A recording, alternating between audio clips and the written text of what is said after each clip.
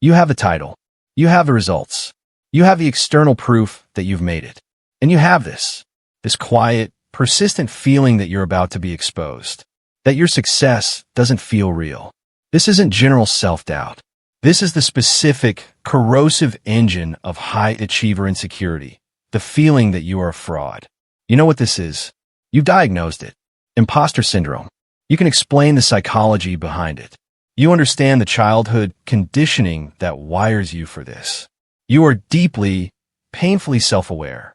And yet, nothing changes. The awareness doesn't translate. The high-performance anxiety remains.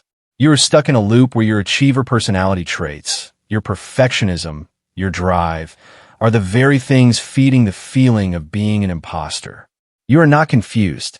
You are trapped. And this is how the trap resets every single day. Here is why knowing the map doesn't move you. The problem for high achievers is that understanding becomes the finish line. You think, if I can just understand my fear of being exposed, I'll be free of it. So you do the research. You learn about cognitive distortions. You see your perfectionism and anxiety clearly. You nod along. Yes, that's me. I attribute my success to luck.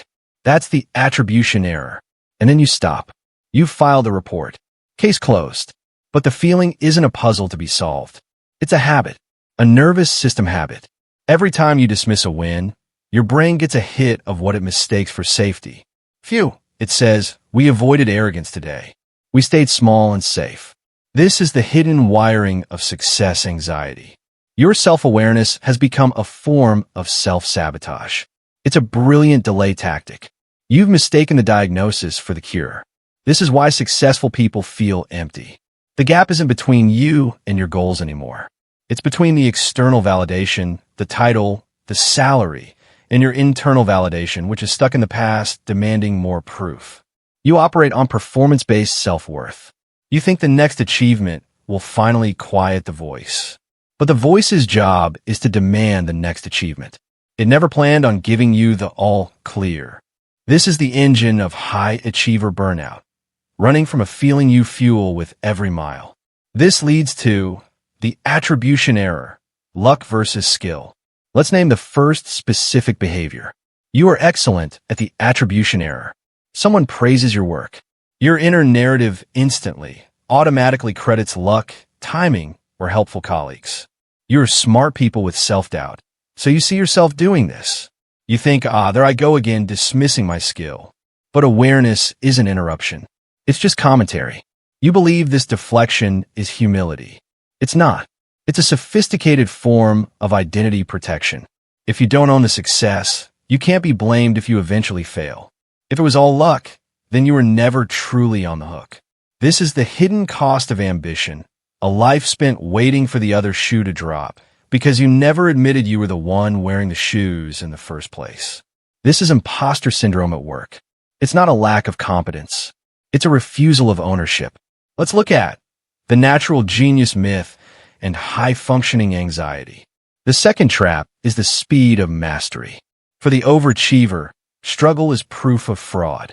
If you don't grasp something instantly, the old story fires. See? A real expert would know this already. You're faking it. This is the natural genius myth, and it fuels high-functioning anxiety. You respond by over-preparing. You study in secret. You work twice as hard to make it look easy. You think you're managing your imposter syndrome. You're actually performing for it. You're proving to your own anxiety that you are a fraud who needs to hide the effort. The achiever personality becomes a cover-up operation. The success guilt you feel isn't about having success. It's about the exhausting performance you maintain to justify it to yourself. Pay attention closely as we look at the role versus the self, identity shift. Finally, the identity split. There's the role, the capable, confident person in your LinkedIn photo, the one who speaks in meetings. And there's the self, the one watching the role, thinking, who are you to be doing this? You think the goal is to become the role, to feel like that person inside. But that's where driven people become unhappy. You try to feel confident before you act. You wait for the internal insecurity to vanish. It won't. The shift isn't from feeling like a fraud to feeling like a success. The shift is from needing to feel like a success to acting from the role anyway. This is the identity shift. It's not an emotional change. It's a practical one. You stop asking, do I feel like I deserve this? And start asking, what does the person in this role need to do next? Here is where we shift from thinking to keeping score.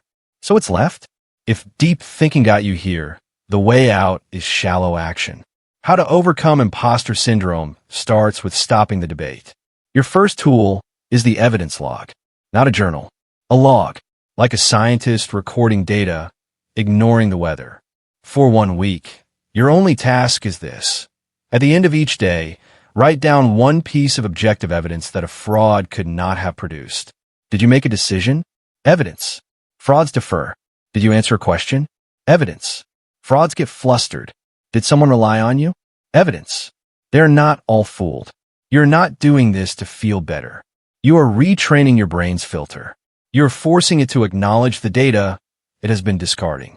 This is nervous system regulation through boring administrative work. It is important to look at practical ownership, how to own your success. Action 1. Accept the compliment. Your only job is to not edit the praise. Say thank you. Full stop. Do not add the but, the however, the deflection. You are breaking the circuit of validation-seeking behavior. Let the external validation land, untouched for once. Action 2. Act before the feeling. The next time you hesitate, do not wait for confidence. Confidence versus competence is the wrong battle. Competence acts.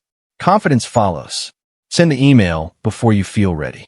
Say the idea while you feel insecure. You're proving to yourself that the feeling is not an instruction manual. Action 3. Separate the role from the self. Ask twice a day, what would the competent person in my role do right now? Then do that thing. You are not faking it. You're performing the function. The integrity comes from doing the job well, not from feeling like the job title. This will feel superficial. After years of deep psychology, these actions will seem like band-aids on a bullet wound. But you tried depth. It gave you insight without change. The shallows are where movement happens. You don't need to stop feeling like a fraud. You need to stop taking orders from that feeling. The goal is not to feel like your success is real. The goal is to stop arguing with reality. If seeing the mechanics of your own high achiever mindset problems laid out this plainly makes something click, then this channel is built for you.